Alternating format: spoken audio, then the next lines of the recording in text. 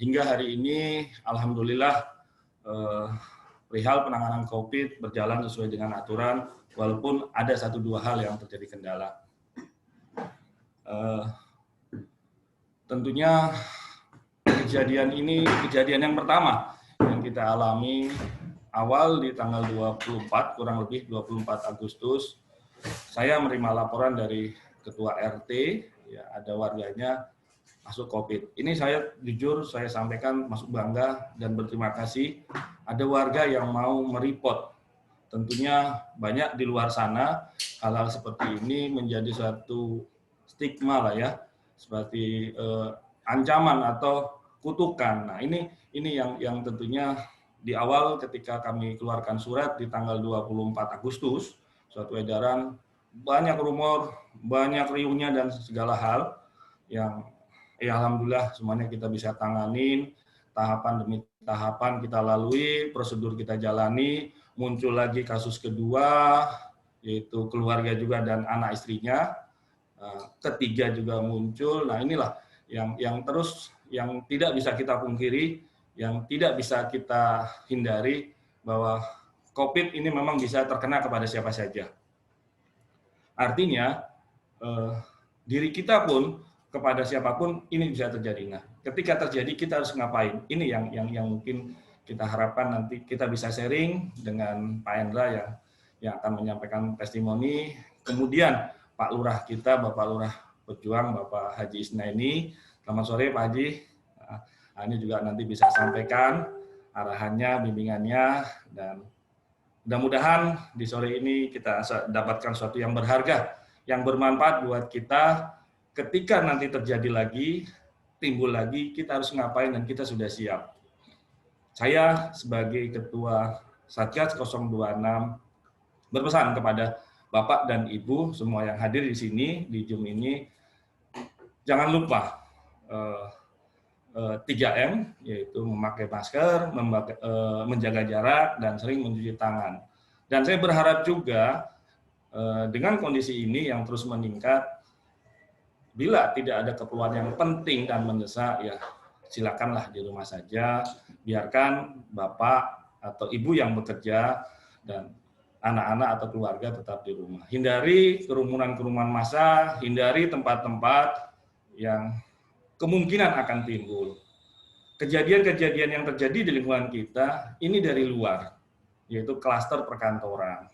Tidak dipungkiri, walaupun bagaimana, kita pun semua harus bekerja. Kita pun harus mencari nafkah dan bergerak ke sana kemari.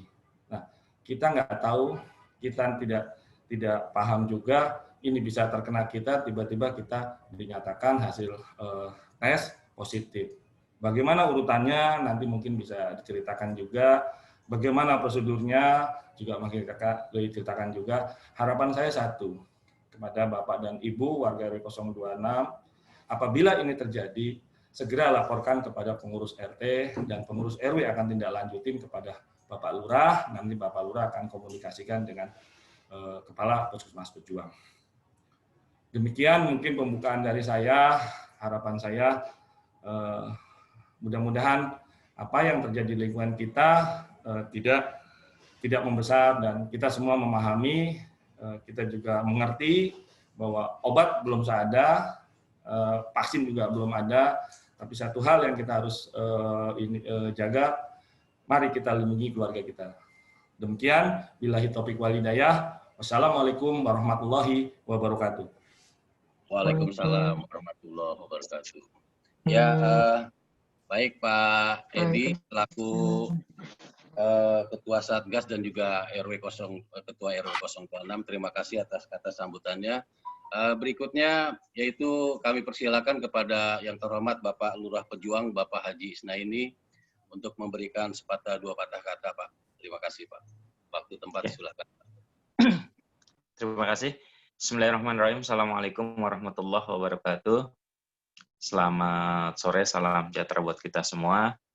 Yang saya hormati ya Pak RW 026 selaku Ketua Satgas, berikut dengan seluruh jajarannya, ya Bapak Ibu semuanya yang hadir, yang mengikuti Zoom meeting pada sore hari ini, ya puji syukur alhamdulillah di hari Minggu sore hari ini di suasana yang cukup sejuk ya, karena dari semalam sampai dengan siang alhamdulillah diguyur hujan yang cukup bersahabat ya, kita dapat ya katakan bisa menikmati weekend lah mungkin di rumah dengan suasana yang berbeda dari biasanya.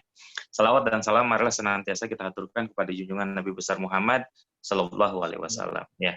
Tidak banyak Pak yang perlu saya sampaikan, mungkin yang pertama saya apresiasi, saya ucapkan terima kasih banyak ya dari beberapa kasus memang dari pejuang ini, kalau hitung kasusnya mungkin sudah banyak ya, sampai dengan detik ini pun yang terkonfirmasi positif di pejuang ya itu bisa di atas angka 30-an ya sampai dengan sore ini, dan baru saja sekitar 20 menit yang lalu saya juga mendapatkan laporan terkait konfirmasi warga yang positif ya.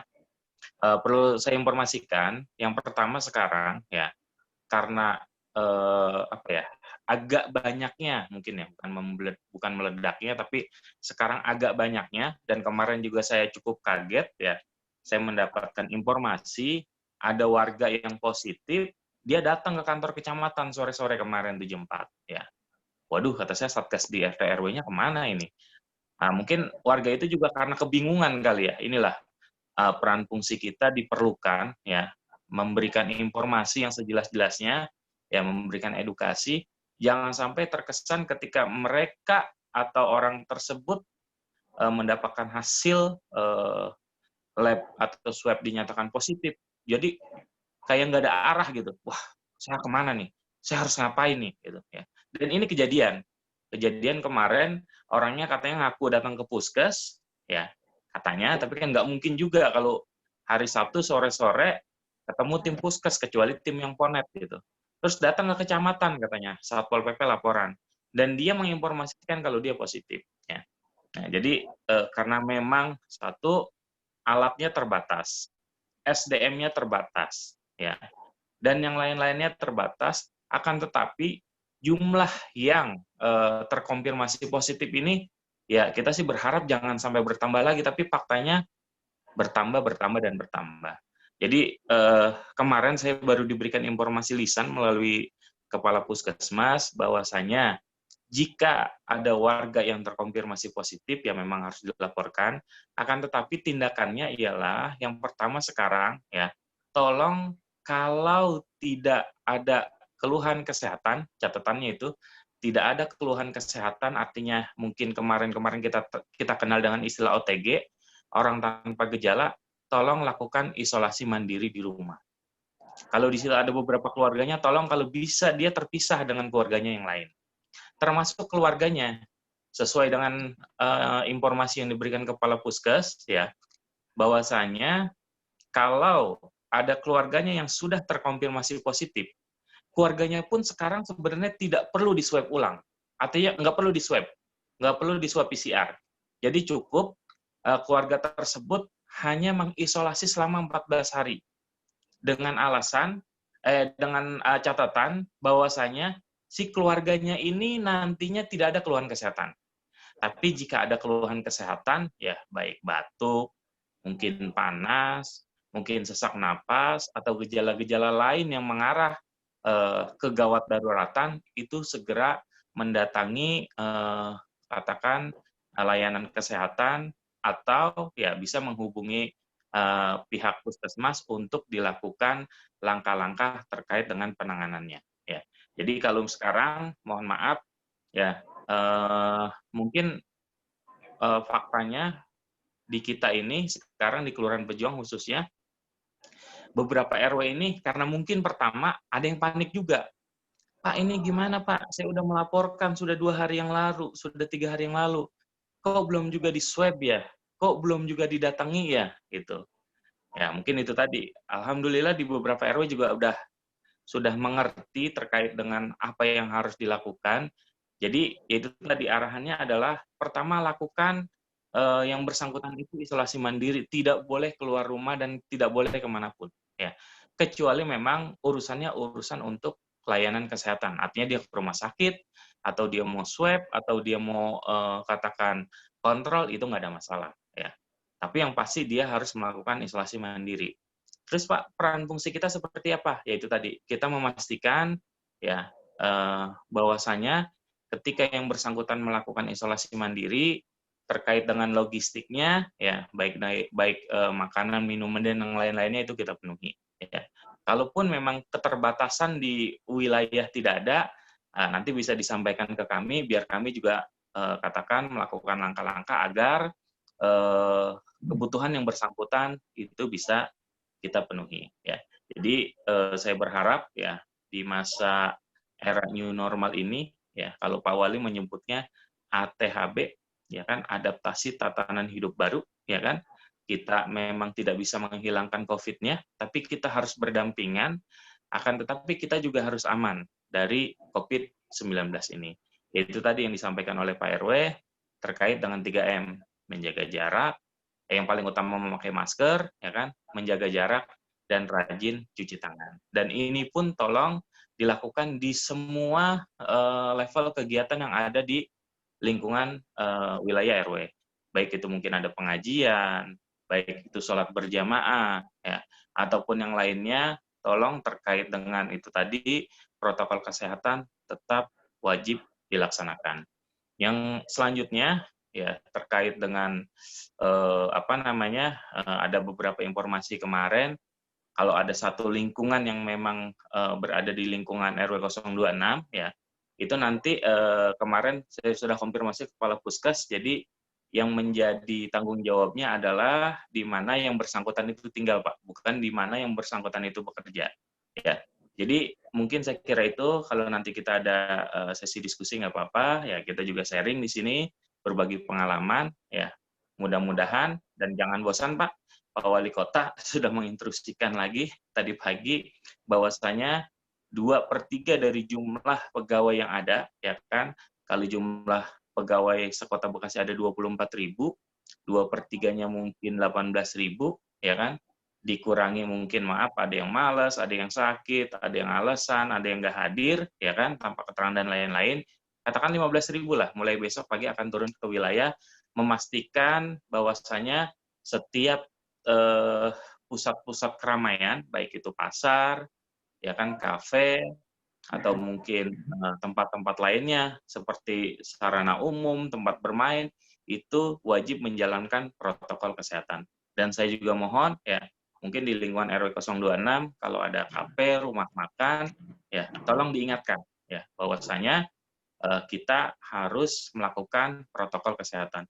Dan perlu diketahui juga memang bahwa Kota Bekasi sampai dengan detik ini hanya melakukan semacam peringatan administratif aja. Jadi artinya pertama diberikan peringatan lisan, kedua diberikan peringatan tertulis yang berbentuk seperti surat tilang. Dan itu memang sudah dipegang oleh pihak kepolisian. Jadi kita sampai dengan detik ini belum ada informasi terkait adanya pengenaan denda. Ya. Jadi saya kira itu sementara dari saya. Ya, saya berharap lagi-lagi mohon kerjasamanya dari semuanya. Terima kasih kepada Pak RW dan seluruh jajarannya, ya, termasuk ibu-ibu PKK juga yang sudah aktif ya memberikan sosialisasi kepada seluruh warga agar ya warga semuanya bisa beraktivitas dengan tenang. Ya, yang kena bisa kita support, walaupun kena kita juga nggak panik, kita juga bisa mensupport dan kita bisa berdampingan secara aman dari COVID-19 ini. Saya kira sementara itu saya akhiri billahi taufiq wal hidayah. Wassalamualaikum warahmatullahi wabarakatuh. Waalaikumsalam warahmatullahi wabarakatuh. Ya, terima kasih Pak Lurah Pejuang atas arahan dan juga instruksi-instruksinya yang mudah-mudahan bisa kita dilaksanakan di lingkungan RW 026. Kemudian Bapak-bapak dan Ibu-ibu sekalian, tiba saatnya gitu agenda utama kita, yaitu merupakan testimoni dari saudara kita Bapak Endra Prasetya, yang mana beliau nanti akan berbagi pengalaman atau berbagi istilahnya dari semenjak beliau dinyatakan positif sampai beliau dinyatakan sembuh dari COVID-19. Oleh karena itu untuk mempersingkat waktu kepada Bapak Endra Prasetya, waktu dan tempat kami persilahkan Pak. Assalamualaikum warahmatullahi wabarakatuh. warahmatullahi wabarakatuh. Selamat sore, Bapak Lurah, Bapak Ketua RW, Bapak Ketua RT, dan segenap Satgas RW Siaga 26. Nama saya Endra, saya tinggal di RT 9.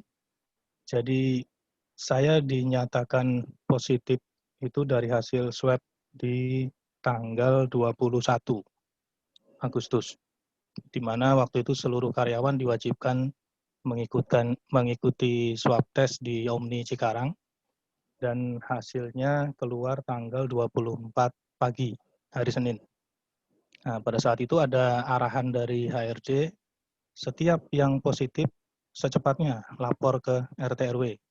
Tapi waktu itu juga kita ada sedikit dilema, Pak, karena ada beberapa berita di internet ya. Kalau melapor ke lingkungan, ada yang dikucilkan. Nah, kita juga mengalami ketakutan seperti itu. Cuma saya dengan istri, kira-kira ini kalau kita lapor untung ruginya apa, kalau enggak untung ruginya apa, kita pilih untuk lapor. Karena pasti kita butuh support dari lingkungan dan juga butuh support dari puskesmas. Jadi langsung saya laporkan ke Pak RT, kemudian Pak RT minta saya tetap di rumah, dan waktu itu saya memang sudah isolasi mandiri ya, karena sebelumnya saya sakit batuk flu, jadi saya harus memisahkan kamar dengan anak-anak. Nah, waktu itu saya sudah isolasi mandiri di kamar sendiri, cuma tinggal ditambah isolasi kamar mandi. Jadi mulai di tanggal 24 itu, saya menggunakan kamar mandi terpisah agar tidak campur dengan keluarga. Nah, kemudian setelah saya lapor ke Pak RT, hari Rabu tanggal 26, itu saya ditelepon oleh dokter puskesmas. Diberi arahan lagi, bagaimana isolasi mandiri yang benar. Dan kemudian diminta data-data keluarga untuk swab test di puskesmas.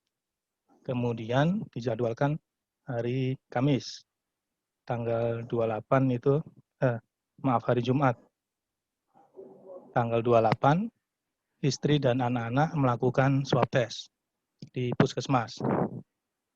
Dan hasilnya ternyata negatif. Hasilnya negatif. Jadi istri dan anak-anak saya tidak tertular. Itu saya udah lumayan setengah tenang itu. Nah, kemudian saya dijadwalkan swab test, diminta menunggu oleh Pak Dokter ya, untuk melakukan swab test berikutnya. Cuma untuk isolasi mandiri ini yang bisa saya sharing, yang pertama jelas harus berpisah kamar. Yang kedua adalah berpisah kamar mandi. Kemudian yang ketiga harus menggunakan alat-alat makan sendiri. Dan ini oleh istri saya disimpan dalam satu box khusus, dicucinya juga sendiri. Dan kemudian untuk pakaian kotor juga dipisahkan, dicuci sendiri. Lalu kemudian untuk yang lainnya, untuk aktivitas ya, selama isolasi mandiri itu kemarin, saya biasa berjemur jam 8 sampai jam 9, paling lambat setengah 10. Itu kita berjemur, kemudian olahraga ringan, kemudian untuk sarapan, biasanya saya minta ke istri telur rebus, ayam kampung, ditambah dengan bawang putih. Karena saya dengar ini untuk imun bagus. Setelah itu nanti makan seperti biasa, makan lauk, sayur, dan buah-buahan. Buah-buahan biasanya pepaya, jeruk, pisang, ada juga buah naga. Nah, itu kemudian untuk setelah itu ada vitamin yang kita minum, vitamin C. Kemudian diselingi nanti snack, dan untuk treatment yang lain adalah menggunakan kayu putih di sekujur badan pada saat mau tidur. Kemudian yang lainnya paling pikiran ya, karena perlu juga untuk menenangkan pikiran agar imun kita tidak turun. Nah, saya berusaha untuk menerima, oke, saya positif, tapi yang penting keluarga negatif dan secepatnya saya mau sembuh. Nah, itu kemudian yang memotivasi saya untuk cepat-cepat sembuh dan mengikuti semua anjuran dari dokter maupun dari yang saya dapat dari grup grup COVID yang ada di kantor. Karena di kantor yang positif ini dibuatkan grup WA untuk saling sharing pengalaman, sharing resep-resep lah apa yang dilakukan untuk secepatnya hasilnya negatif. Nah, kemudian saya di swab lagi itu di tanggal 7 September. Saya mendapatkan jadwal dari Pak Dokter dan hasilnya keluar di tanggal 11 September, hari Jumat. Itu saya sudah negatif. Ya, alhamdulillah karena beberapa teman-teman ada yang harus melalui 3 kali, 4 kali swab baru bisa negatif. Ini juga penjelasan dari dokternya, sebenarnya virus sudah lemah setelah 14 hari karantina. Tapi masih ada sisa virus di lubang hidung. Itu yang menyebabkan pada saat di swab masih positif. Jadi walaupun sudah lemah, tidak bisa menular, tapi tetap saja tidak boleh masuk ke area kerja, karena persyaratan dari kantor harus swab negatif, baru boleh masuk kerja. Dan mungkin ada yang perlu kita cermati adalah seperti tadi disebutkan OTG, karena beberapa orang teman saya juga ada yang seperti itu. Jadi dari awal sehat, tidak ada keluhan sama sekali, tidak mengalami demam, tidak mengalami batuk, tidak mengalami sesak nafas juga. Indera penciuman, indera perasa lidahnya juga normal. Tapi sampai sekarang sudah 3 kali swab test, masih positif. Padahal dia dari awal sampai sekarang sehat, tidak kelihatan gejala apapun. Nah, ini yang perlu berhati-hati, karena yang seperti ini di awal-awal dia pasti bisa menularkan, walaupun setelah 14 hari melemah virusnya. Nah, mungkin sementara itu yang bisa saya sharing. Kalau saya sendiri yang saya alami di awal itu ada demam, tapi karena saya sedang batuk flu, jadi saya berpikirnya ini adalah efek dari batuk flu, bukan dari COVID. Nah, setelah demam itu kemudian mulai sesak napas. Dan sesak napas inilah yang berat, karena akibat sesak nafas ini tidak bisa tidur. Jadi mungkin semalam itu hanya 1 sampai 2 jam saja bisa tidur menjelang pagi. Dan akibatnya menjadi lemas. Selama bekerja menjadi lemas. Dan kemudian lidah pahit waktu itu. Jadi urutannya setelah demam, sesak nafas, lidah menjadi pahit, tidak bisa merasa. Itu juga menurunkan nafsu makan. Nah, rangkaian ini yang menyebabkan kondisi tubuh semakin drop. Nah, ada obat dari dokter, mulai bisa istirahat, sedikit demi sedikit mulai naik imunnya, mulai naik kondisi tubuhnya, dan mulai bisa beraktivitas lagi. Oke, mungkin itu saja pembuka dari saya.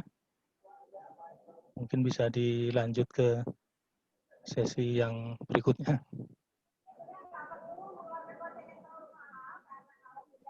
Oke, baik Pak Endra, sudah cukup Pak kira-kira atau bagaimana Pak?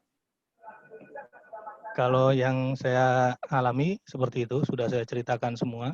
Cuma mungkin ada pertanyaan untuk yang lebih detail, silakan. Oke, baik. Terima kasih Pak Endra atas waktunya Pak berbagi. Untuk acara selanjutnya yaitu adalah sesi tanya jawab yang mungkin saya akan saya bikin semacam per RT atau bagaimana gitu ya. Jadi mungkin dari RT 1 dulu ada yang mau ditanyakan Pak? Dari perwakilan RT 1 dari Pak RT atau bagaimana?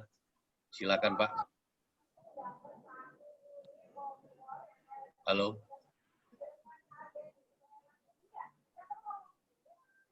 Halo, RT 1. Assalamualaikum.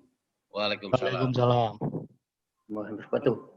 Mohon maaf Pak, baru bisa ini tadi suaranya kurang kedengaran gitu. Ini baru robah di laptop baru bisa kedengaran gitu. Iya. Ya, kalau saya sih hanya bisa mendoakan supaya lebih sehat lagi untuk kedepannya, dan untuk mungkin khususnya warga RW 026 ya lebih waspada lagi dengan kondisi saat ini. Ya apalagi saat ini memang kondisinya lagi hati-hati sekali, karena memang kondisi di RW kita kalau dibilang itu udah zona merah. Ya saya rasa mungkin semua kita juga lebih hati-hati karena buat kita semua. Cuma saya hanya menambahkan masukan untuk tim Satgas khususnya, karena saya sendiri untuk lingkungan saya sendiri sudah 2 kali mengalami kondisi situasi yang seperti ini. Cuma saya kadang-kadang punya kendalanya untuk segi penanggulangan yang lebih cepat yang kita inginkan, karena terus terang aja saya dari awal pertama warga saya yang terkena terindikasi, tapi langkah saya itu terkadang memang harus seperti apa yang bisa melanjutkan langkah ke depannya gitu. Contoh misalkan, nah kalau misalkan ada warga saya yang ada informasi terindikasi misalkan, nah seperti kemarin, ya kan? Nah kemarin juga saya punya kejadian juga warga yang terindikasi. Tapi langkah saya pertama yang saya hubungin itu ya yang jelas atasan saya siapa, yaitu adalah ketua RW, ya kan. Nah ketua RW dihubungin, mungkin kemarin itu kondisi memang pas lagi ada tidak bisa dihubungin, oke. Nah terus kedepannya itu siapa PIC yang benar-benar yang harus kita hubungin awal supaya kita ini melangkahnya itu lebih cepat, dan harus bisa menghubungi PIC yang lebih tinggi lagi yang harus dihubungin gitu. Mohon maaf selama ini ya, saya, Pak Yunus, mohon maaf dipotong Pak. Ini kita sesinya tanya jawab dulu Pak kepada Pak Hendra gitu Pak. Nah, jadi nanti untuk hal yang ditanyakan Pak Yunus itu bisa di sesi berikutnya Pak gitu Pak. Ini siap, memang Pak Rudi. kita adalah sesi tanya jawab dengan Pak Hendra gitu. Siap Pak Rudi. Silakan Pak. Oke Pak Hendra. Mungkin saya tadi untuk dari awal itu memang sedikit ada kendala dari soundnya mungkin. Memang sih dari awal sih kita dari kondisi Bapak sudah mulai sehat, tapi saya juga pengen dengar awal sih, mungkin nggak mungkin ya karena udah diceritain, mungkin saya juga tadi nggak sempat juga mendengar awal muasalnya yang dirasakan itu, apakah memang langsung panas atau seperti apa ya Pak? Saya jawab pertanyaannya. Jadi ya, awal gejalanya itu demam. Cuma karena waktu itu saya sedang batuk pilek. Jadi saya merasa ini adalah bagian dari demamnya batuk pilek. Dan rasanya sama Pak. Kalau demamnya itu sama, demam sakit kepalanya sama. Cuma kalau tidak salah 2 atau 3 hari kemudian mulai muncul sesak napas. Nah ini yang seumur-umur saya belum pernah sesak napas seperti ini. Karena sesak napasnya itu jadi bernafas susah. Dan untuk tidur itu mau posisi tidur bagaimanapun tidak bisa. Jadi terjaga terus semalaman, baru setelah itu bisa tidur di pagi harinya. Nah, gejala yang terakhir datang itu adalah lidah pahit. Lidah pahit ini yang menyebabkan nafsu makan turun. Jadi makan juga tidak pernah habis, nah ini tambah drop kondisinya. Nah, itu pertanyaan Pak RT 4 tadi ya. Sudah saya RT jawab. 1, Pak. Kemudian Satu, Pak. RT 1, maaf. 1, Pak. Dari RT 1. Kira-kira seperti itu, Pak. Kalau urutan gejalanya yang saya alami seperti itu. Oke.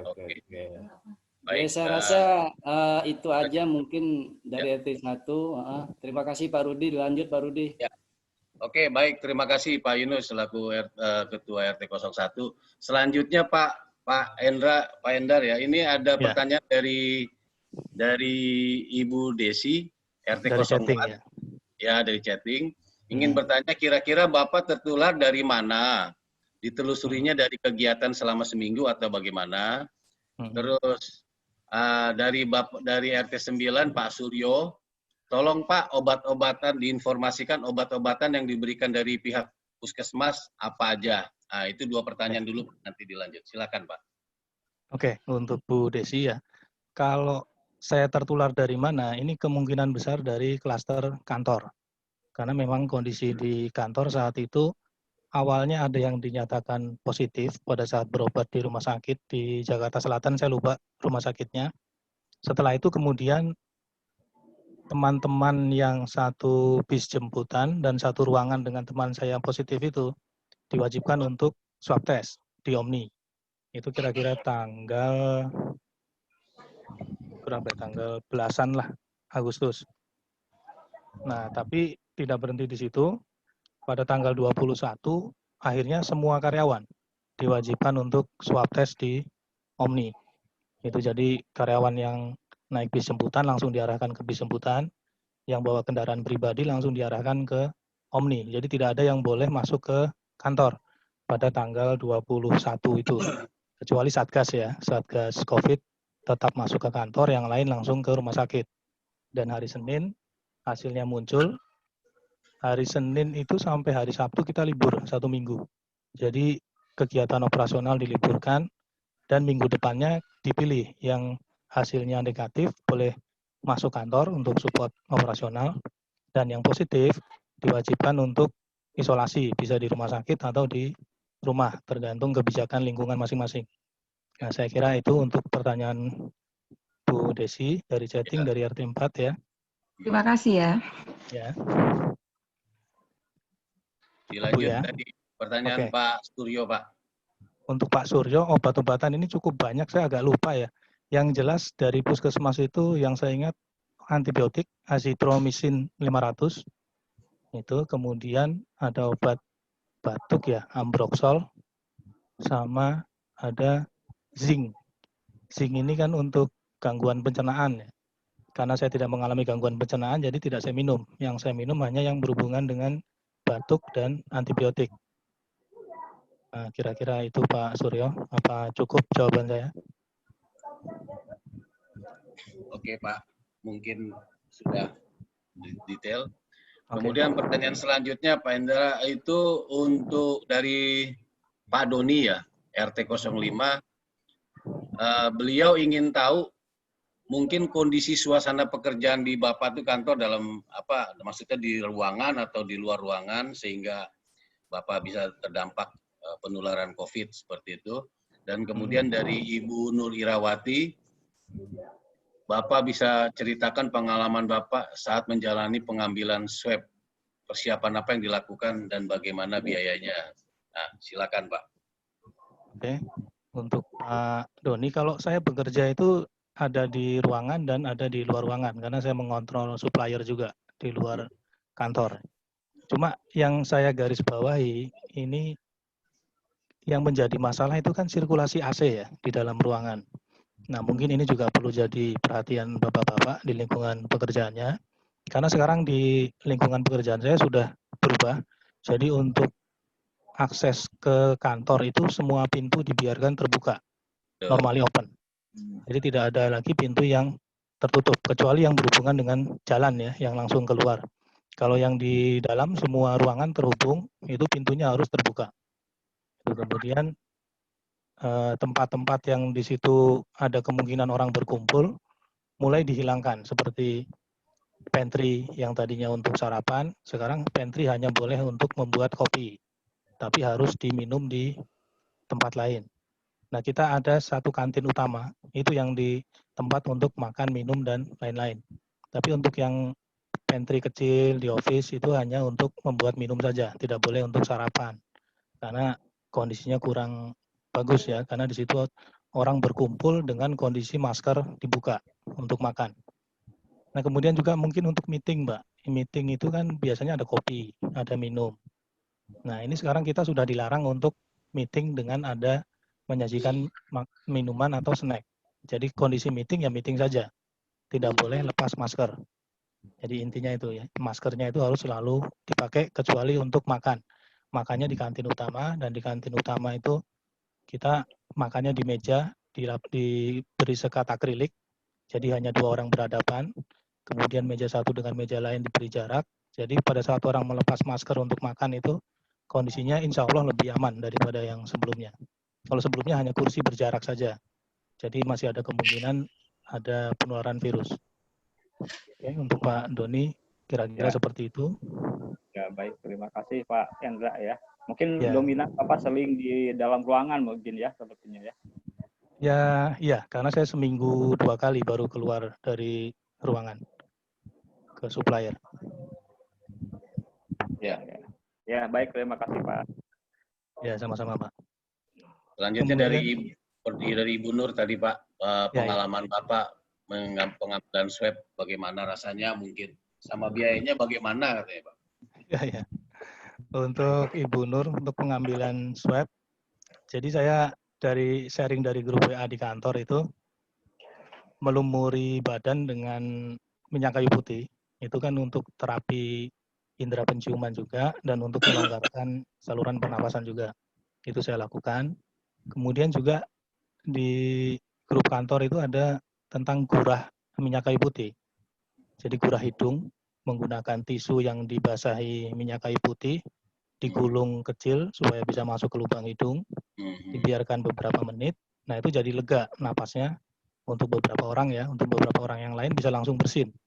Nah, yang kita harapkan kan bersinnya ini. Pada saat bersin inilah kotoran dan virus yang ada di hidung bisa keluar. Itu kemudian persiapan yang lain sama sih ya.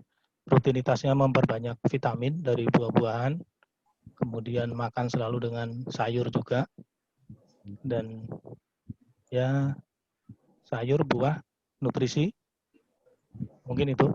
Kemudian untuk biayanya kebetulan karena saya dari jalur puskesmas, jadi gratis, tidak dipungut biaya sama sekali. Nah, mungkin itu aja untuk Ibu Nur. Apa sudah cukup menjawab ini? Mungkin yang belum terjawab ini Pak, pada saat menjalani pengambilan swab itu mungkin sakit atau enggak atau bagaimana kali itu Pak? Iya. Ya, jadi kalau swab ini kan ada 2 macam ya, yang lewat mulut dan lewat hidung. Kebetulan yang di puskesmas ini kan lewat hidung. Ya lumayan, sakitnya lumayan, tapi nggak sampai jerit gitu, enggak ya. Karena anak saya juga ada 2 mengalami juga itu, dan 1 yang nangis, yang 1 enggak. Oke. Ya, memang agak sakit-sakit sedikit ya Pak ya? Sakit sedikit. Oke, baik Pak. Udah terjawab ya Ibu Nur, bahwa biayanya ditanggung oleh Puskesmas dalam hal ini. Kemudian juga pertanyaan selanjutnya Pak dari Ibu Wati. Pak Endra, sekarang langkah-langkah Bapak apa yang dilakukan untuk tetap mungkin agar tidak positif lagi atau bagaimana gitu Pak? Ini pertanyaannya.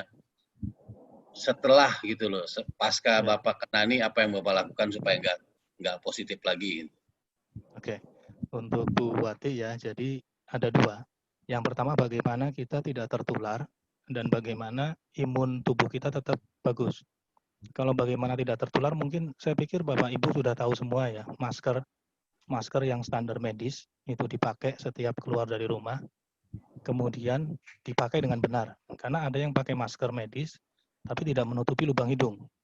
Jadi lubang hidung dan lubang mulut itu harus selalu tertutup dengan masker, dan jangan sekali-kali dilepas kalau di sekitar kita ada orang yang kita tidak yakin kondisi kesehatannya.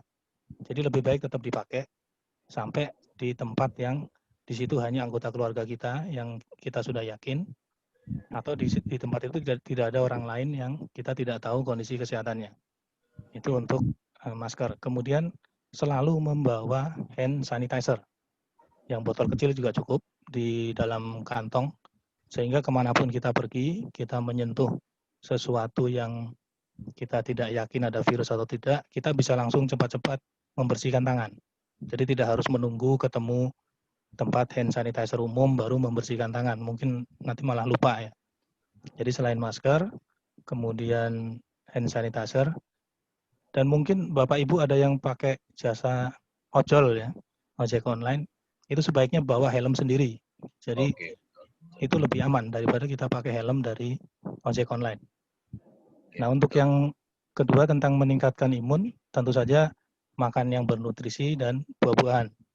Karena buah pepaya, pisang, atau jeruk itu, atau buah naga, itu kan vitaminnya banyak. Nah, saya coba untuk rutin makan buah-buahan itu. Mungkin itu jawaban saya, Pak. Baik, terima kasih Pak. Ini kita masih ada waktu sampai dengan jam 17.00 untuk sesi tanya jawab ya Pak ya. Kemudian pertanyaan selanjutnya itu dari Pak Partono. Pak Endra, mohon maaf, apakah Pak Endra ada penyakit bawaan seperti hipertensi, gula, atau yang lain-lain? Mudah-mudahan tidak ya Pak. Karena saya dengar dan kawan-kawan saya sendiri ada yang meninggal karena COVID dengan penyakit bawaan tersebut. Terima kasih Pak, mohon jawabannya. Oke. Nanya Bapak ada penyakit bawaan nggak nih katanya? Ya. Yang tersebut sebenarnya jadi.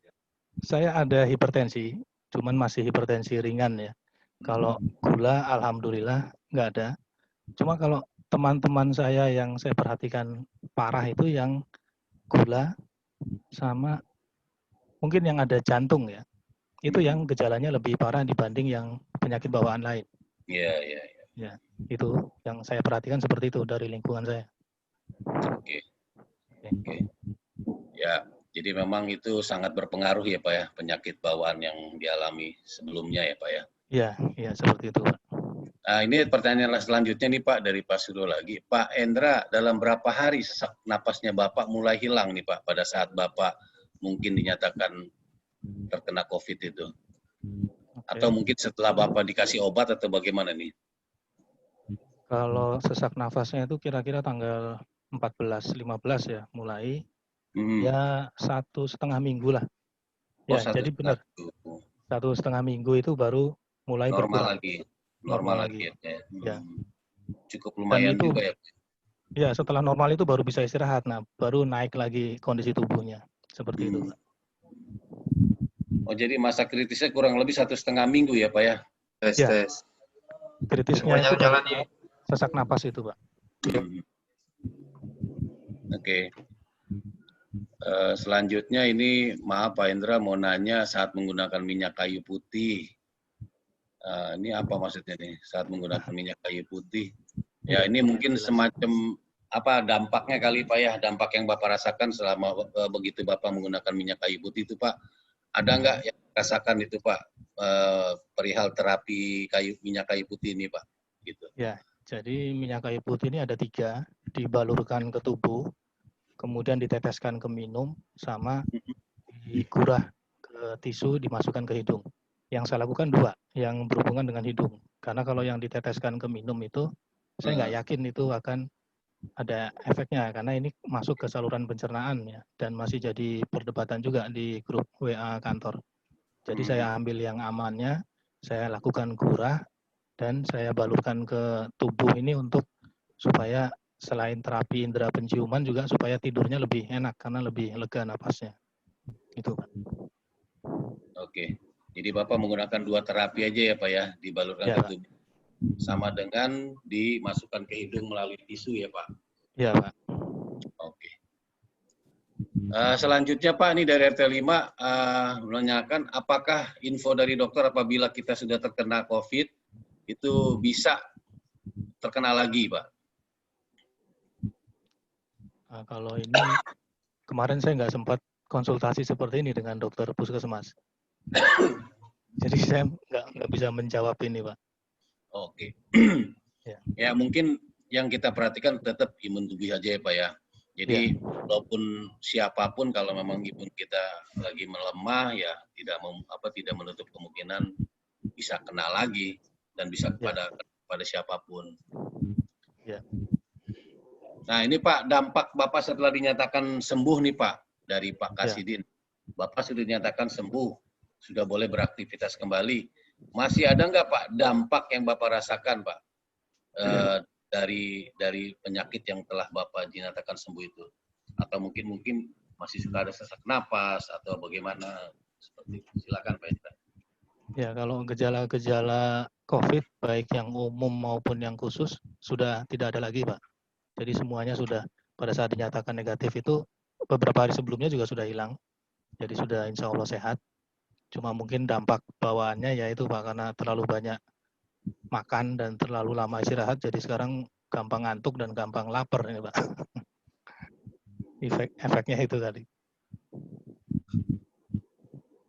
Oke Pak, ini pertanyaan dari Om Kus nih Pak. Ini kayaknya Pak Bendahara nih Pak ya.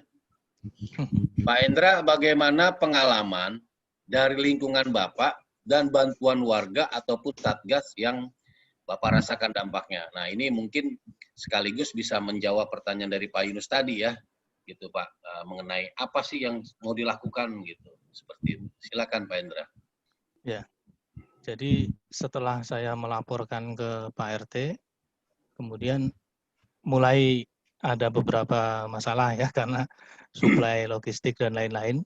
Tapi dari Pak RT juga selalu membantu karena ada beberapa bantuan dari warga dititipkan ke Pak RT, kemudian diserahkan ke istri saya. Dan juga mungkin yang menjadi sedikit masalah itu karena kita tidak bisa keluar dari lingkungan rumah. Jadi pada saat kehabisan cash di rumah, itu bingung. Bagaimana? Karena untuk ke ATM tidak bisa.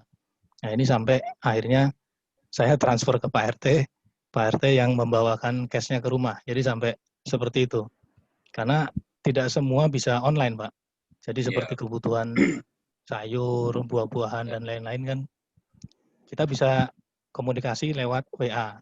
Tapi pada saat datang diantar, kita tidak bisa transfer kan harus cash. Ya, ini juga jadi sedikit perhatian nih buat kita kalau isolasi mandiri mungkin kesulitannya di situ, masalah cash flow-nya. Oke, baik Pak. Terima kasih. Nah selanjutnya nih Pak, ini pertanyaan bagus nih Pak dari Pak Rudi. Wah, bukan saya tapi ini. Pak Rudi RT 05. Pertanyaannya, pertimbangan apa Puskesmas ketika Pak Endra dinyatakan positif harus isolasi diri, bukan dirawat di rumah sakit? Nah ini pertimbangannya apa Pak? Apakah juga melihat kondisi Pak Endra tidak parah atau bagaimana? Nah itu pertimbangannya seperti apa tuh Pak? Yang menentukan Bapak harus diisolasi mandiri bukan di rumah sakit. Silakan Pak Endra. Jadi pada saat Pak Dokter telepon saya, kita diskusikan juga ini masalah penanganan berikutnya bagaimana. Karena kalau dari kantor saya disarankan untuk isolasi mandiri, tapi kan pasti ada pertimbangan lain dengan Pak Dokter. Kemudian kita diskusikan, yang pertama saya dinyatakan positif, tapi keluarga belum tahu statusnya. Jadi kita menunggu ini dulu, yang step pertamanya ya. Apakah keluarga saya juga positif atau negatif? Nah, setelah selesai hasil swab keluarga saya dinyatakan negatif, berarti hanya saya saja yang positif. Dan dari awal diskusi dengan Pak Dokter, gejalanya ringan, karena waktu itu sesak napas saya juga sudah berkurang. Ya. Nah, kemudian diskusi dengan Pak Dokter, saya punya fasilitas kamar sendiri, punya kamar mandi sendiri, oke, berarti boleh isolasi mandiri, tapi dengan syarat-syarat khusus itu tadi yang ditentukan tadi, memisahkan alat-alat makan, alat mandi, dan lain-lain. Nah, dari situ baru dilanjut dengan isolasi mandiri, tapi setiap berapa hari sekali ada telepon dari Pak Dokter dan kita komunikasi WA. Jadi dikontrol seperti itu. Ya Pak, jadi kalau saya bisa garis bawahi bahwa isolasi mandiri juga itu ada ketentuan khususnya ya Pak ya. Seperti kamar sendiri, kamar mandi juga harus sendiri dan juga tidak berbau pada keluarga yang lain seperti istri dan anak ya Pak ya. Iya Pak, seperti itu. Ya, saya rasa sih terang benderang. Nah ini mungkin pertanyaan terakhir nih Pak, karena waktunya tinggal 3 menit lagi. Itu pertanyaannya nih menarik juga nih kalau buat saya nih Pak. Ini pertanyaan terakhir ya Pak ya. Ya. Ini saya Aldap dari RT 08 mau bertanya ke Pak Endra, apakah orang yang terkena COVID itu semengerikan yang diperkirakan orang-orang dan media itu? Artinya mengerikan sekali gitu, dan sampai berpengaruh kepada pola pikir Bapak atau bagaimana? Oke. Istilahnya Saya- ya? Sangat saya mengerikan coba. lah. Ini yang Saya Bapak coba rasakan. jawab ya. Jadi gejala-gejalanya COVID itu memang seperti flu. Nah, itu yang membuat kita harus hati-hati. Tapi efeknya adalah ke paru-paru. Jadi nanti yang terkena pasti bagaimana kita bernafas. Kalau orang sehat, nafasnya normal. Kalau terkena COVID ini akan sesak nafas.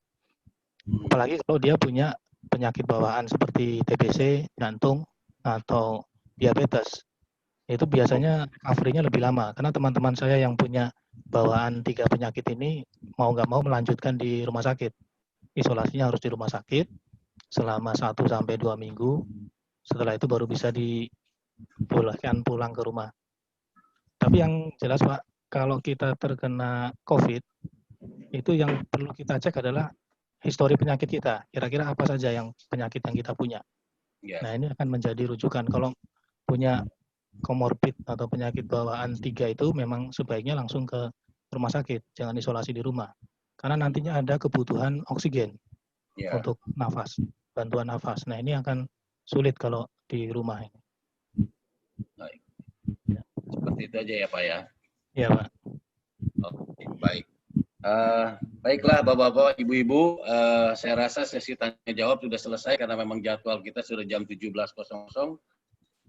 Pak Endra, sekali lagi saya mengucapkan terima kasih banyak Pak atas sharingnya Bapak, atas informasi Bapak, dan juga atas pengalaman-pengalaman Bapak yang bisa dibagikan kepada kami-kami di lingkungan RW 026.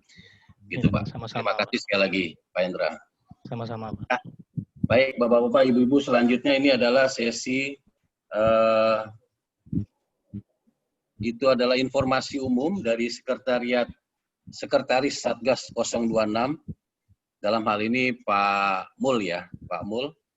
Mungkin beliau akan menginformasikan mengenai status suspek positif, sembuh. Jangan sampai ada yang meninggal ya Pak, baru ini aja nih. Suspek positif sembuh di lingkungan RW 026.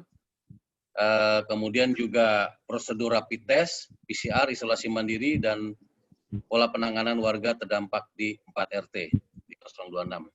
Untuk itu Pak Mul, waktu dan tempat kami persilakan. Pak Mul, silakan Pak. Pak Mul. Ya, baik Pak Moderator, terima kasih Pak. Ya. Assalamualaikum warahmatullahi wabarakatuh. Salam sejahtera, selamat sore semuanya. Selamat sore Pak Lurah. Baik Bapak Ibu, ini dapat PR dari moderator nih, Pak Sintot. Jadi sebenarnya mungkin ini bisa menjawab pertanyaan Pak Igus ya, sebelum saya nanti masuk ke jumlah suspek positif dan sembuh dari RT 26. Jadi kalau di kita punya yang namanya Satgas RW Siaga ya Pak. Nah di situ untuk tingkat RT, masing-masing ketua RT itu adalah koordinator RT Pak. Jadi semestinya seyogianya itu ketua RT itu lebih aktif juga Pak untuk mencari informasi. Karena dia termasuk dari bagian dari Satgas itu sendiri. Ya, jadi seperti Pak Endra kemarin, kita akan follow up. Prosedurnya adalah begitu warga melaporkan ke ketua RT selaku Satgas RT, maka Satgas RT akan melapor ke Satgas RW Siaga di RW 26. Nah, kita akan membuat surat resmi yang akan disampaikan ke Lurah Pejuang dan Puskesmas Pejuang. Nah, untuk itu nanti setelah itu pihak Puskesmas Pejuang akan memfollow up seperti apa. Termasuk tadi men-swab ya, men-swab keluarganya, semua anggota keluarga yang tinggal di rumah itu di-swab, dan nanti seperti apa, apakah bisa isolasi mandiri, seperti kata Pak Endra tadi, apabila memenuhi syarat di rumah, maka bisa di rumah isolasi mandiri. Namun apabila rumah yang tidak memenuhi syarat untuk isolasi mandiri, maka pihak Puskesmas Pejuang akan merekomendasikan Pak ke rumah sakit umum daerah atau rumah sakit lainnya. Nah, kemudian kita dari Satgas warga R26 ini sudah membantu Pak logistiknya. Seperti kemarin di Pak Endra, juga nanti ada warga RT 6 dan terakhir warga RT 3, kita support untuk logistiknya. Nah, gitu. Kemarin sempat ada perdebatan, boleh tidak kita share identitas penderita ini. Namun hari ini kita mendengar ya testimoni Pak Endra, bahwasanya dilematik Pak. Kalau kita kasih tahu efek psikologisnya terhadap penderita, apakah kita akan dikucilkan, apa kita membantu, kan begitu. Nah, kebanyakan selama ini adalah warga malah mengkucilkan, bukan malah membantu. Makanya itu kemarin pertimbangan kita, kenapa kita dari Satgas RW Siaga tidak mempublikasikan identitas alamat si penderita, hanya RT-nya saja. Itu mungkin Pak. Yang kedua, sampai detik ini, tanggal 20 ya, kita barusan menerima lagi satu informasi positif Pak, ya dari RT 2 kalau bisa saya sebutkan. Jadi kita suspeknya ini kita mungkin sekitar 10 orang Pak. Ini karena dasar kami adalah begitu ada satu keluarga yang menderita, maka anggota keluarga yang di rumah itu kami anggap suspek. Gitu Pak ya. Sementara ini kita pakai patokannya Pak. Mungkin nanti bisa berkembang untuk kriteria suspek apa aja. Yang pasti ini kita pakai suspek itu apabila ada satu keluarga, satu orang, maka yang di rumahnya itu kita anggap suspek. Itu ada sekitar 9 orang Pak suspek ya. Termasuk keluarga yang dari RT 3 dan yang RT 2. Kemudian positif, sampai hari ini ada 5 Pak. 5 positif ya Pak, sampai hari ini. Untuk sembuh ada 2. Sembuh 2, yaitu Pak Endra tadi 1, dan yang warga RT 6. Kemudian yang meninggal, nil ya. Belum nggak ada. Oke, kemudian Pak untuk prosedur, apabila warga melaporkan dia positif corona, positif COVID, maka pihak Puskesmas akan membackup dengan tes swab. Nah itu biasanya, dan mungkin seperti Pak Endra bilang, semua biaya ditanggung oleh pemerintah. Gitu Pak ya. Nah, untuk prosedur PCR Pak, warga melakukan rapid test di Puskesmas. Ini untuk bagi yang ini Pak ya, ini prosedur PCR swab test Pemkot Bekasi Pak. Bisa hanya menyampaikan saja, 1, warga melakukan rapid test di Puskesmas atau GOR Bekasi atas pengantar RT RW. Jadi bila Bapak ingin tes swab di Pemkot, itu harus membawa surat pengantar RT RW. Kedua, jika hasil tes reaktif, maka warga dilakukan PCR swab. Selama menunggu hasil PCR swab, warga tersebut diwajibkan isolasi mandiri beserta seluruh anggota keluarga yang tinggal serumah. Yang ketiga, jika hasil PCR swab pertama adalah positif, maka anggota keluarga atau rumah akan dilakukan PCR swab oleh Puskesmas. Datang sendiri atau bisa pihak Puskesmas yang ke rumah. 4, PCR swab akan dilakukan lagi setelah warga tersebut melakukan isolasi mandiri setidaknya 14 hari. Setelah selesai isolasi mandiri dan PCR swab negatif, maka Puskesmas akan mengeluarkan surat keterangan sembuh COVID. Namun apabila warga tidak melaporkan dia terjangkit COVID ke RT RW, maka segala biaya untuk swab PCR ditanggung oleh warga itu sendiri. Itu mungkin Pak Rudi yang bisa saya sampaikan, status suspek, prosedur, sama pola penanganan. Tadi saya sampaikan sedikit. Dia lapor RT RW, kita lapor kebutuhan pejuang, segala kebutuhan logistiknya, sedapat mungkin kita bantuin Pak dari warga. Kita pastikan dia tidak keluar rumahnya selama isolasi mandiri 14 hari. Mungkin itu Pak Rudi yang bisa saya sampaikan. Mungkin nanti Pak Lurah kalau kurang bisa nambahin. Terima kasih. Wassalamualaikum warahmatullahi wabarakatuh. Waalaikumsalam warahmatullahi wabarakatuh. Baik Pak Mul selaku Sekretaris Satgas RW 026. Jadi sama-sama Bapak-Bapak kita mendengar informasi langsung dari Pak Mul bahwa per hari ini yang suspek itu 9 orang, kemudian yang positif 5 orang, dan yang sudah dinyatakan sembuh itu ada 2 orang, termasuk Pak Endra. Jadi selanjutnya ya seperti yang Pak Mul juga sampaikan bahwa di sini diperlukan peran aktif. Sekali lagi Pak, peran aktif dari Bapak-Bapak RT 01 sampai dengan RT 09, di mana Bapak-Bapak RT ini adalah garda terdepan di lingkungan masing-masing Pak. Di lingkungan masing-masing itu garda terdepan dalam menanggulangi masalah COVID-19 ini. Dan kemudian nanti merujuk langsung kepada Satgas RW dan juga pengurus RW, itu kita akan langsung bantu akses ke kelurahan maupun puskesmas. Bukan begitu Pak Mulya? Ya, betul Pak. Nah, jadi memang tahapan-tahapannya itu ataupun protapnya sebenarnya sudah jelas dan sudah terang benderang Pak. Jadi nanti Bapak-Bapak tinggal menerapkan saja. Yang utama adalah ditekankan di sini bahwa pengurus RT 01 dan sampai dengan 09 merupakan garda terdepan di lingkungan masing-masing. Itu utamanya. Ini kemudian karena waktunya juga masih lumayan ada waktu Pak, mungkin kita minta kembali ke Pak Lurah, Pak Haji Isna ini untuk memberikan semacam rangkuman daripada kasus khususnya di RW 026 ini, Pak Haji.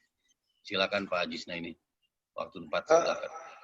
Maaf Pak Moderator, Ya. nanti sebelum penutupan Ketua Satgas sudah ya, Ketua RW nanti kasih closing statement-nya. Terima kasih. Ya, betul. Nanti selanjutnya setelah Pak Haji Isna ini kita gantian Pak, kita balik Pak RW yang belakangan gitu Pak. Silakan Pak Haji Isna ini Pak. Ya, terima kasih Pak. Saya kira kan sudah cukup jelas ya. Yang jelas bahwasanya yang harus disampaikan kepada seluruh warga, yang paling penting bahwa yang namanya COVID-19 ini bukan aib. Ya. Yang kedua, kita bisa mencegahnya. Ya. Kalaupun itu tadi ada warga yang sudah terpapar, kita bisa mengobatinya, ya kan? Kita harus tetap semangat, ya. Harus tetap lagi-lagi mematuhi protokol kesehatan agar ya kan COVID-19 ini ya COVID-nya ya silakan COVID-nya ada gitu loh. Tapi aktivitas kita ya kan segala sesuatu yang kita kerjakan kita bisa aman dari COVID tersebut ya. Baru saja saya ditembuskan ya ada informasi penting kalau tadi saya menyampaikan di awal bahwasanya terkait dengan operasi justisi yang dilakukan oleh unsur 3 pilar ya baik dari kecamatan, kelurahan, koramil dan polsek itu kan hanya sifatnya administratif. Nah, baru saja ditembuskan bahwasanya besok akan ada langsung kayak sidang di tempat kayak tipiring ya. Akan ada jaksanya, akan ada hakimnya ya dan pasti ada polisi dan unsur 3 pilarnya ya. Tadi Pak RW sudah saya kirimkan informasinya ya itu masih wacana tapi bisa jadi besok dilaksanakan. Kalau ditanya titiknya di mana, yang pasti di sekitaran Kelurahan Pejuang. Bisa jadi di depan plaza, bisa jadi di belakang plaza, bisa jadi di Harapan Indah, bisa jadi di Boulevard atau di lokasi-lokasi lain strategis yang memang banyak pelanggar yang tidak mematuhi protokol kesehatan khususnya menggunakan masker ya. Jadi saya kira itu, saya ucapkan terima kasih banyak kepada seluruh jajaran pengurus RW 026 ya. Saya juga ucapkan terima kasih banyak dan apresiasi kepada Pak Endra ya yang sudah berbagi pengalaman ya, begitu sangat terbuka. Kalau ada yang kurang jelas saya kira ya bisa tanyakan ke beliau langsung terkait dengan sebenarnya kalau kita COVID ini kita harus bagaimana sih ya itu tadi.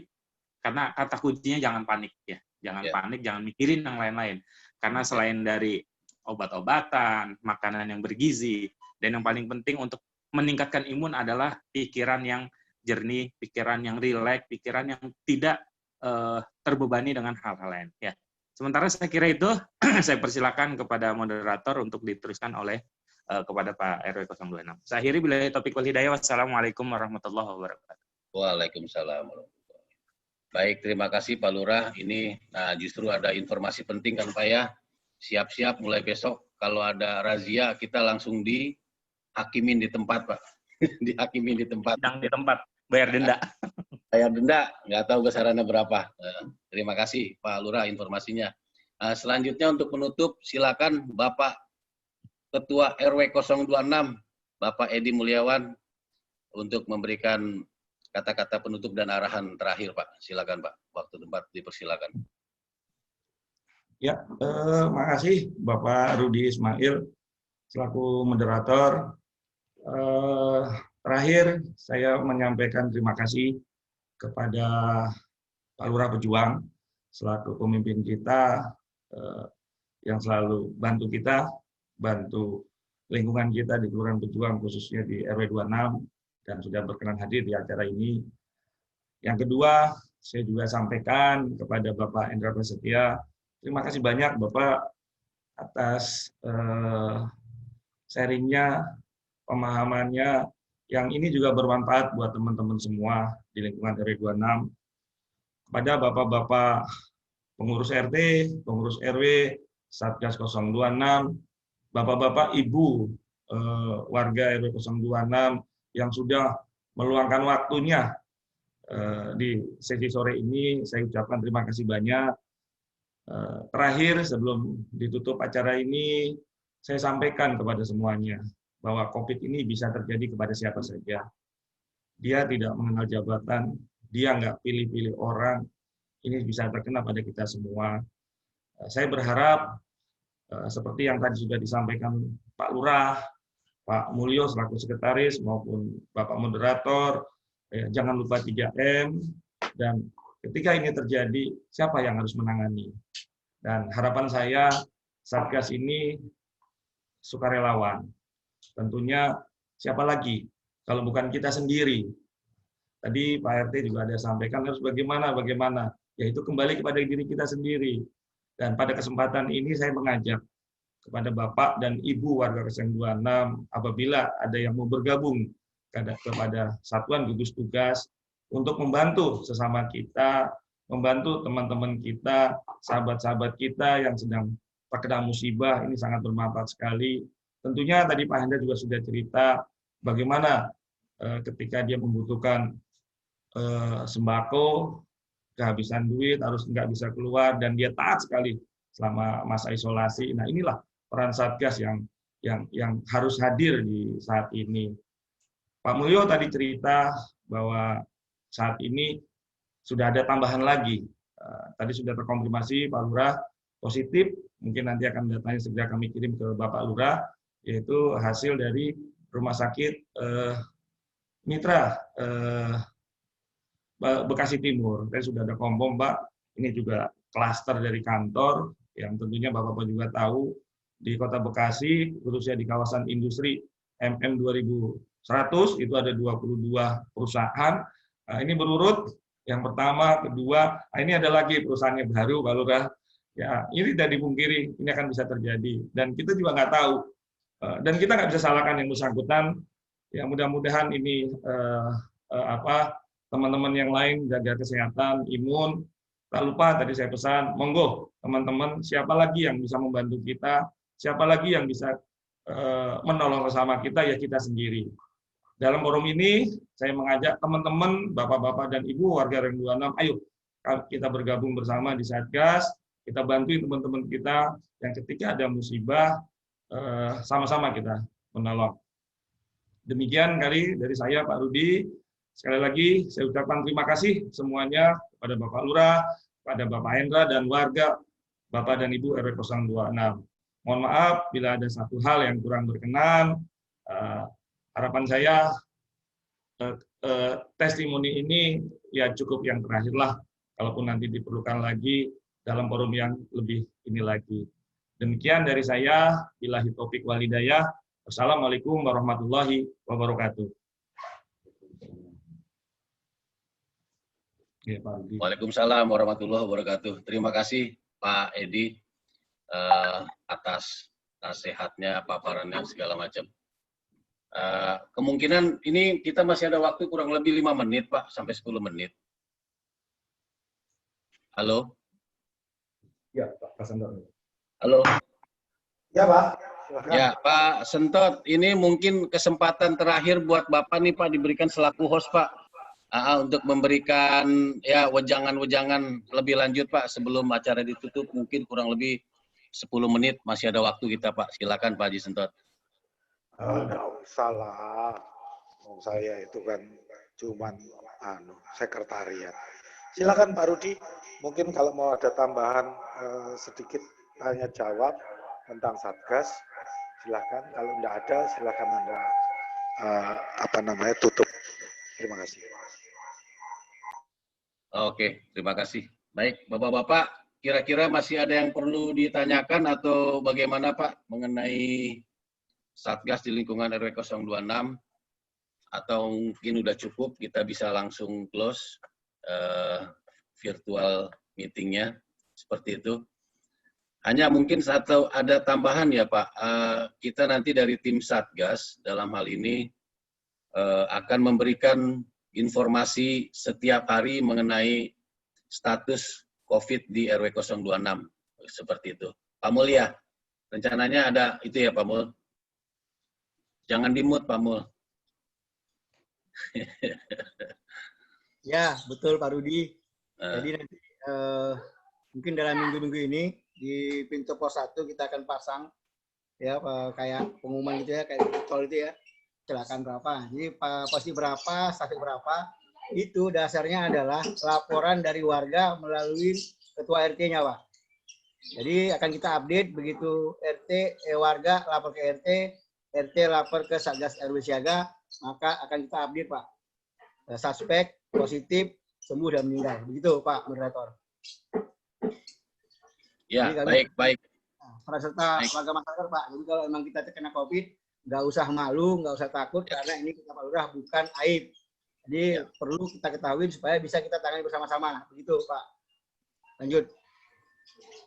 Ya, terima kasih Pak. Jadi memang harapannya Pak, ini bukan kita mau nakut-nakutin Pak. Data-data itu kita sampaikan justru supaya kita bisa lebih waspada. Intinya di situ, waspada terhadap diri kita, terhadap lingkungan maupun terhadap keluarga tentunya. Seperti itu aja. Bukan artinya mau nakut-nakutin ya Bapak-Bapak ya.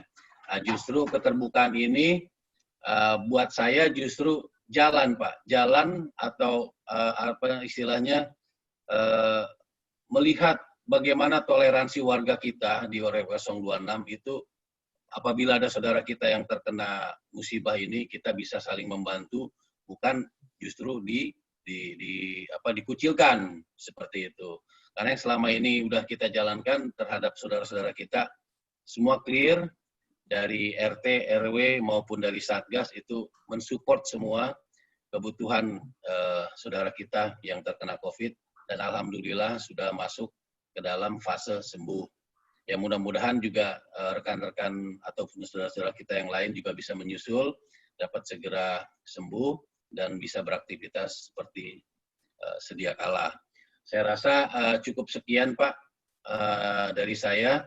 Kalau memang udah nggak ada lagi yang mau menambahkan, mungkin acara ini bisa kami tutup. Begitu Pak Host, bagaimana? Bapak Host, Pak Haji, silakan. Ya. Baik, Bapak-Bapak dan Ibu-Ibu sekalian, sekali lagi kami dari tim Satgas RW 026 mengucapkan terima kasih wabil khusus kepada Bapak Lurah Pejuang, Bapak Haji Isnaini yang telah berkenan ikut serta di dalam virtual meeting ini, Pak. Terima kasih sekali lagi, Pak.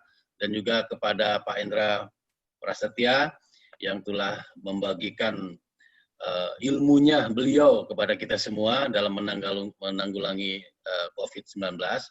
Dan akhirul kalam, saya sebagai moderator juga dari tim Satgas mengucapkan terima kasih. Wabillahi taufiq wal hidayah. Wassalamualaikum warahmatullahi wabarakatuh. Waalaikumsalam warahmatullahi wabarakatuh.